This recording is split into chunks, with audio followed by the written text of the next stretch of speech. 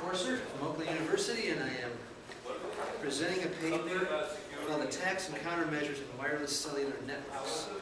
One of my colleagues, Eralda Causaj. And I will change names to her name so she can see her. Oh, here, let me do this for you. Hey, Eralda. Check this out right there. You see that? It's for you. All right. Your name here. Your name here, yeah. Let's see what we got cooking here. This was a study on different types of attacks that can be done on smartphones. Data attacks, though, not phone attacks. So these are all the people that wrote the paper. Eralda couldn't attend here. She actually got a job at another university, but she's still finishing her dissertation for her PhD, so I'm the lucky person that gets to present her work. This presentation is short. It's basically 5 pieces. Just a quick introduction. There's the wireless connection network, wireless connection message flow, attacks and countermeasures in wireless networks, and then a conclusion. So let's see what we got here. The way that the paper defines a cellular network is obviously the radio network that we're all familiar with cell phones. The access of data for cell phones, we all have them. The authorization to access that data, is it working? All right, oh good, thank you man, appreciate it. Basically this study is 8 different ways of attacking these networks and the countermeasures you can use to protect yourself against them. So we're going to look at the mobile wireless network, the geographical information system, the little thing that tells you where you are on your smartphone, the internet connections, location-based services like MapQuest and what have you. I think we all know that stuff, and then the mobile device. So this is our diagram of the wireless network, and let's see here. What you basically have is a smartphone here, a base station, another smartphone, and then it connects through data through the normal ways we would have once we get in through these wireless points. This base station is the tower that you see by the side of the road with all those antennas. That'll come in. That'll be important later on in the presentation, because you see all that. It's not just one dish there. There's a whole bunch of antennas up there. And then the rest of the architecture is really the same as it would be in any other network, although there are some cell phone specific items in the network. We'll get into those in a second. But these are the servers that serve the phone service.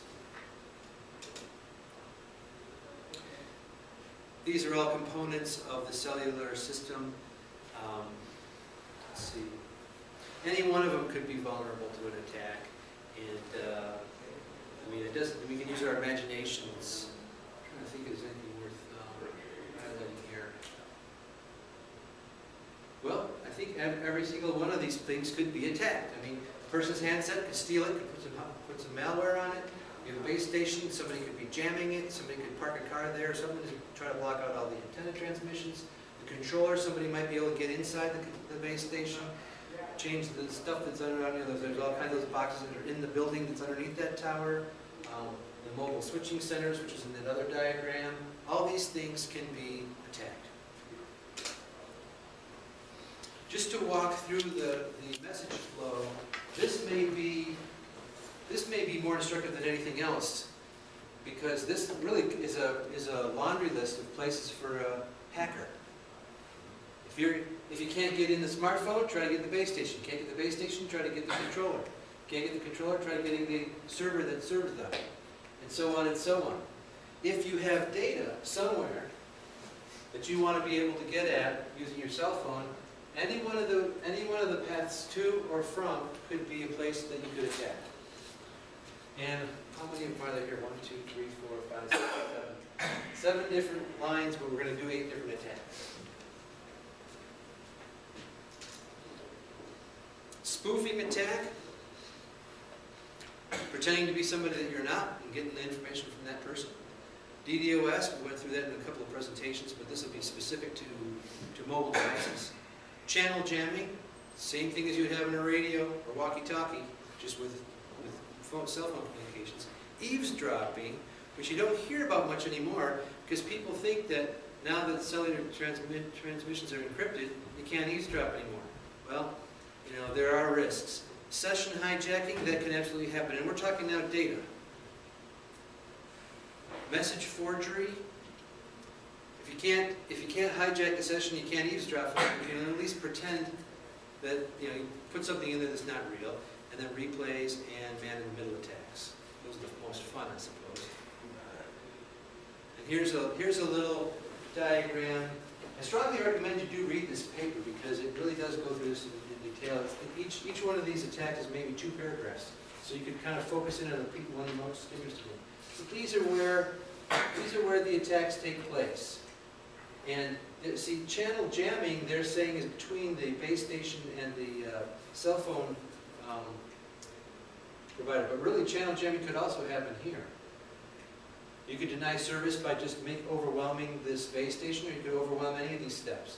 Really, you're not limited to these. But this paper's attacks are as they are here. It's a little bit a lot. It's a lot to absorb in one eyeful there. But let's just go through. So here we go. Ready? 8 attacks. Number 1, spoofing attack. The way that the paper presents this particular spoofing attack is at layer 2, the MAC address. And so they're not going to try to spoof the IP address in the data communication. They're trying to spoof the MAC address. And that can be done. I'll post this on my website. I have a website, gcorser.weebly.com. I'm not sure if some of you may have wrote it down already, but on this link here, it shows you how you can actually do this spoofing attack. This paper just goes through the attacks and the countermeasures. So, I mean, I'm not going to teach you guys. Actually, I don't even know how you do this stuff. I've practically done it myself, but I'm sure you guys all want to try it. It sounds like a good lab to do for our classes, right? But anyway, so, but if you click on this little blue thing here, it'll take you to a link that tells you how to do it with instructions, what to type and everything like that. Where are these slides at? It's at gcorser.weebly.com. G-C-O-R-S-E-R. Could you write them on the board, maybe? You know what? Yes, I can. I will use the ancient skill of handwriting. Let's see if I can get that. Inspire. Wow. Post the video of this too? Yeah, I'll be posting the videos, not of the handwriting. Oh. I know, because it would be good to keep a record of that, right? Yeah. Just for posterity. Yeah, those other guys. Well, I don't know. Depends what they have not been. Keep trying them until we get one that works. There we go. I strongly recommend that you click the link for LinkedIn. At the top of this website, it's got Facebook, Twitter, and everything. There's one for LinkedIn, and link in with me. Because, you know, if we're all in security, you know, we've now all met each other, it'd be a good idea to keep in touch there. But this right here has a lot of different stuff on security. You can go check it right now if you really want. And when I get home tonight or tomorrow night, I'll post this stuff on there, the presentation slides, so you can go look this stuff up. A lot of this stuff is good for our classes because we can use those little tricks to the other students. Anyway, so the nutshell is you can take a cell phone and fake out its MAC address. You can use software to do that, and then if you're able to disconnect one phone from the network, you could hop on as that same MAC address and basically get everything that they were doing. You're up and running as if you were that phone. Sounds hard to do, but apparently the commands that are at that link, you can do it. Oh, the countermeasures for this is, for spoofing attack, is to have basically a secondary method of verifying that that is in fact the right device. Not in a nutshell. A username, make sure the Internet Protocol IP address and the MAC address are always in sync with one another, because if it wasn't, there would be a problem there. So that's all in the paper. So the bottom line is, to protect against a spoofing attack, you got to have a secondary method. Now, the next one is number 2, distributed denial of service attack. Again, the links are on this little blue dot here. The countermeasures for this distributed denial of service attack, I mean, how do you prevent from being the victim of one of these? If somebody's going to come attack you, you really can't do anything about it, right? I mean, if all of you guys decide, oh no, we're taking them down, you know, there's not a lot I can do to stop you, it's up to you guys. But if you don't want to be part of the attack, you can protect your phone from being a secondary, it says victim, but what it really is an attacker, a zombie for the attacking system. And there's ways to prevent being that, and that's something that individual people can do. Egress filtering is something that the ISP can do. So the only way to really defend against a distributed denial of service attack against a mobile device, with probably really any device, is to have some way of preventing it from ever getting out in the first place. Most of the edge networks, the edge nodes will block attacks. I'm sure this university will not allow a whole bunch of pings out to one single address out of its network, right? Because they don't want that to get started and have all this stuff come back, you know? Especially if all that was... So basically, this egress filtering, preventing it from getting out there in the first place, used by the ISP, is the defense against distributed denial of service attack. And it's something that phone providers need to think about now that we have so much activity moving to cell phones. And what I read in this paper, I'm not sure, I didn't check the source on this, but I think it must be true, is supposedly mobile devices like tablets and stuff are going to be more activity on those, even over the cell phone network than on regular internet. I mean, the way the numbers are going. I don't know if that's true or not, but it looked like that's what was being projected. 3, channel jamming. This is saying that what you'll do is you take a malicious node here, and it's sending out some signal, and if the distance is shorter than where you want to be, wherever this thing is sending to, it's got the tower sending to this base station controller, then you could jam this here. You could also jam it to the phone. It's not on here, but there's no reason why you couldn't jam the phone itself. It'd be the easiest thing in the world. But if you want to jam even more traffic, you could do that. I don't know why you would waste your time. Why not just cut the wire if you can get to it? But I guess you could just, because there should be a hard wire between the base station antenna and the controller. What's that? To lock the microwave relay. Yeah, I mean, is that how it gets there? Because And just for areas where it depends on the geography. yeah, microwave relay could be. I know that those towers have antennas that are directional, so you could conceivably jam one side and not jam the other. That is a defense. But the way they say is the best way to do is to keep your signal strong. Don't let yourself be jammed, and try to locate the malicious node, or put your antennas in places where no malicious node can possibly take it down. I personally think the directional antenna are more of a natural thing, because I'm not sure how much you can control this. Really, I mean, how can you control jamming? Jamming can happen if somebody's that intent. They're only going to be able to get that one node though, so it's not like it's the end of the world. It's an expensive thing to do. But it's something that doesn't happen on these. You can't jam that. It'd take quite a signal to jam that. 4, eavesdropping. If you're able to get malware on there, anything, I think there's commercially available software from $75 to $350. You can just listen in, you can use the camera, everything you want to eavesdrop on phones. So you got to keep physical security of the phone. If the network is divided up in such a way that somebody outside of the segment can't eavesdrop, that would help too. So they're saying that it's easier if you're on the same broadcast domain than if you're not. So I don't know, I've never tried it. I didn't find a specific example of this, but I imagine it's probably the easier ones to try. And you can actually buy the code for spyware. 5, session hijacking. Session hijacking on a regular computer network is a challenging proposition, but I have seen it done. I have seen it done where somebody has one of those dual authentication things where he snaps the button and it gives him a random number. He's got to type it in. You've seen those? And then you have a minute to type it in. But once it's typed in, somebody in China can type it in, and they're both on, and they hijack your session. So that if somebody in China can get me in 1 minute, man, my hat's off to them, because that can be done.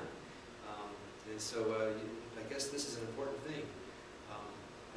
What Eralda suggested is use an encryption algorithm to prevent this from happening, and limit unnecessary ARP requests. This goes back to the spoofing that we were talking about earlier. If you do try to spoof, if you're spoofing one of these towers, you're going to have to make an ARP request to get yourself assigned an IP address, right? Otherwise, you're not going to be able to get one. So what she's saying is, if you have a limit to the number of ARP requests for a given device, maybe you can limit the possibility of session hijacking. It's a countermeasure. 6, message forgery. Message forgery is basically, it's kind of similar to the next one, which is a replay, but it's a message that is not really true. This one, the real solution is VPNs. You know, if you're gonna, you can do a VPN on anything, and why not on your cell phone? Maybe speed. But it is a countermeasure against this. But she also says you can authenticate all the devices accessing the network. All this stuff costs time, which you don't necessarily have on a mobile device. But and then reducing the session timeout too. If you have a session open and you're sitting around waiting around, the chances of somebody hopping on and forging a message is less if the session timeout is faster. Message replay, pretty much all the ones in the last slide apply to this one too, but you could use this encryption, well I guess we said that in the last one, and a nonce. I mean, really this is no different than it would be in any network, right? If you use an identifier that's used only one time, there's no way to replay it, because it won't work the next time. Everybody knows what a nonce is, right? Nonce is a nonce. If I'm sending you a message, how's it going? And you say, yeah, fine. Okay, now somebody else gets, they don't know what the heck the message was about, right? But they want to start a conversation with you. So they just, whatever, they know that you'll respond, it's fine when they do. So they send that message back there. And this time you might say, hey, I already told you I'm fine. Will you stop calling me? Well, if I put a nonce in there, like a special number, and that number maybe has to do with the time of day, or it has to do with, the sequence number of our conversation, and the message is encrypted. Even if they send that encrypted message, the second time it won't work. You'll say, oh, this is a fake one. Because you'll know it's fake because it's got the same nonce. The nonce should never be the same. You see, so you'll know it's fake because it's the same nonce in there. That's why if I've got an encrypted file, I send it to you once, cool. If I send it to you twice, no. It's got to be different. It can't be the same. So you can use that to prevent the replay attack. And any system, whether it's mobile or not. Last one, and this is the fun one, man in the middle. Anybody ever seen a man in the middle attack? There's a great video on it. Have you guys ever heard of a pineapple before? One of my students, I'm teaching a course for a lady that's on sabbatical. Actually, I'm a student right now. They're letting me teach her class. And because I'm still learning the field too, I asked the students if they wanted to for extra credit, do presentations, right? This guy does one on a pineapple. He went to our cafeteria. A pineapple is basically a device that gives a wireless access point. This was not a cell phone. It was a wireless access point. It's the same concept, right? Every university has wireless, right? We can all hop under wireless. Our wireless network is called GrisNet. He named it GrisNet, his thing GrisNet, but it isn't GrisNet. So he just turns his pineapple on. The Pineapple has two network communication ports. One to the world, hey everybody, connect with me. And the second one is to his either cellular cell phone network or to the university's network. Understand where I'm coming from now? Oh, yeah. This is the man in the middle, okay? So he's got this broadcast thing to the world saying, hey everybody, I'm GrisNet, I'm your university, you can trust me, you can trust me. And they say, yeah, I'm going to connect up with you. And he goes, hey wait, let me see your password and credentials first. Okay, they check out. They always check out. So they're logged into the internet. They're surfing Facebook and everything else. And he can just read it like he's reading a Wireshark. He can just read it. Oh, that's interesting. Passwords, everything. He's doing this in the cafeteria? He said he got 50 people while he ate lunch. 2 MySpace accounts, 13 Facebooks. He didn't get any bank accounts, but people logging in, talking to their friends. How much does this device cost? He claims that he can get one for $100. If you Google Pineapple and Man in the Middle Attack, they're available. I definitely recommend you get one. I definitely recommend you get one for your labs, just to show people what they're dealing with. Yeah. Right? That's very cool, right? Oh, yeah. I mean, and I mean, this can be done on mobile too. The question is, what's the defense against it? I linked my mobile device to Causaj's network. I don't know if it's Causaj or not. How the heck do I know? I don't know. Whoever's, not like anybody cares, but if they want, they can know whatever data I typed in there. And the middle attack. So the question is, how can you defend against it? I mean, you know, the best, I always tell people, the best way to defend against somebody stealing money out of your bank account, don't have any money. That's my defense. But, if you don't have any data that's worth stealing, you haven't gotten anything.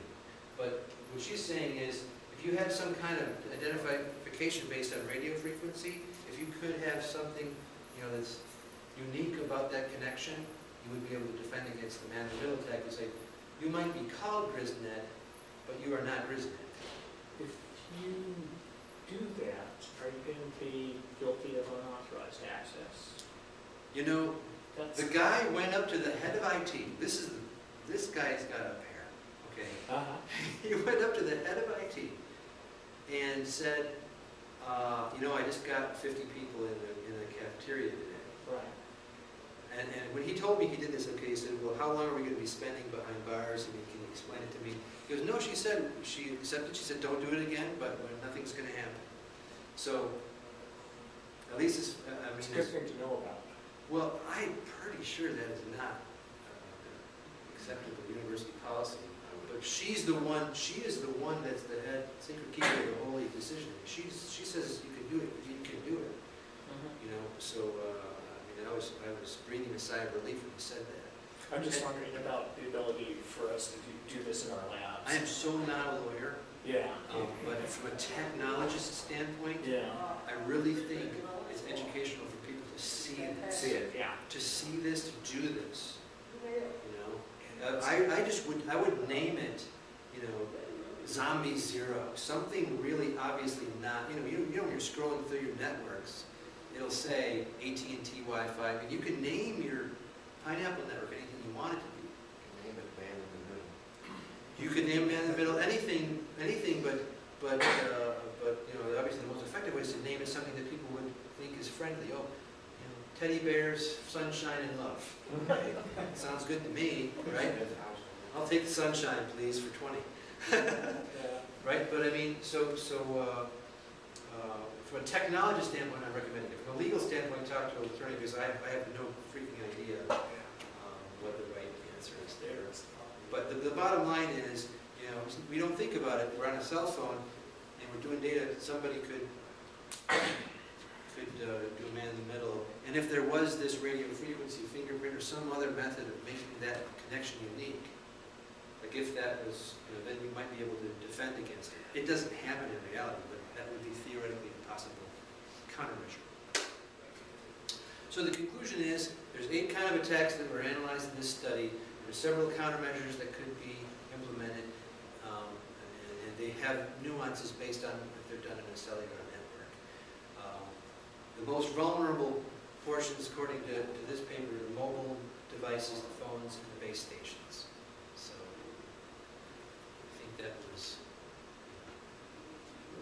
Is it fairly safe to assume that, you know, your man-in-the-middle example where it looks like, you know, that's going over data over Wi-Fi, not so much the cellular signal, a bit more insecure, a bit more vulnerable to a attack than the traditional, I mean, some of the other 7, like the jamming and the other pieces where you have to... You think the man-in-the-middle is the most dangerous one? I mean, what do you think? I don't know. I'm asking. If I was... To me, what makes the attack... We have not spent a lot of time thinking about this from the attacker's standpoint, and I'm not sure why. All the papers were talking about defenses, and I don't get that. We need to talk about the attacks. We need to know who the enemy is. I mean, who is it that we're defending ourselves from? The best defense depends on who the attacker is, right? For me personally, if someone jams my phone, zippity-doo-dah, I'll move and get another phone connection. You know what I'm saying? Well, what's the big problem there? I mean, it's inconvenient. Right. Somebody's man-in-the-middling me. You know, I don't think I like that. I don't know what it is about it, because I really don't think I have anything real worth national security, but that one feels worse to me. So it's not so much, I mean, that's just a personal opinion. Right. It's also easy to do. The fact that these products are available commercially and they're not illegal to sell, I mean, it just goes to show you that the legislation has not kept up with the technology. But we really need to take a look at, you know, to me, those are nothing more than pranks. At least what I've seen, they're nothing more than pranks. But you know, it could be used for something more malicious. Lydia, are we wrapping up? Cellular. Okay. I'm just here to collect comment cards on your way out. That's the funnest one. Fold them in half, stick them in here. We got it. Fold them in half, stick them in here on your way out, please. Thank you. All right, thank you, guys.